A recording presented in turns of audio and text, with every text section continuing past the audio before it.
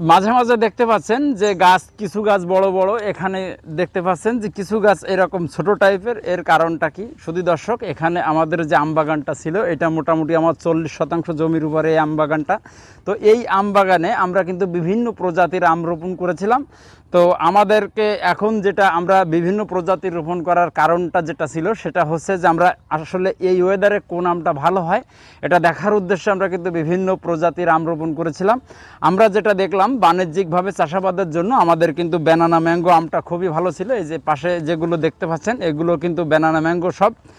এবার আমরা যেটা করেছি, যে মাঝখানে কিন্তু যে গাছ জায়গাটা ফাঁকা দেখতে পাচ্ছেন, এখানে এগুলো, এই যে এইগুলো কিন্তু ছিল বিভিন্ন প্রজাতির, যেমন চিয়াংমাই ছিল, আলফানসো ছিল, সূর্য ডিম ছিল। এগুলো খারাপ আমি এটা কিন্তু বলতেছি না, আমাদের ওয়েদারে ভালো হয়েছিল। আমি যেটা বলতে চাচ্ছি সেটা হচ্ছে বাণিজ্যিকভাবে চাষাবাদের জন্য আমার কাছে যেটা মনে হয়েছে, আমাদের এই এখানকার প্রেক্ষাপটে এখানে কিন্তু আমাদের ব্যানানা ম্যাঙ্গোটা আমার মনে হয়েছে খুবই ভালো।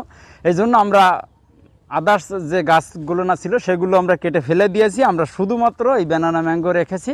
এই ছোট ছোট যে গাছগুলো আছে এগুলো হচ্ছে সব ব্যানানা ম্যাঙ্গোর ছোটো সাইজের গাছ। এবছরই কিন্তু রোপণ করা, এই গাছ রোপণ করা হয়েছে এখান থেকে মোটামুটি 3 থেকে 4 দিন আগে। দেখতে পাচ্ছেন এখানে কিন্তু গাছের গোড়ায় এখনও মাটি ওইভাবে পড়ে আছে।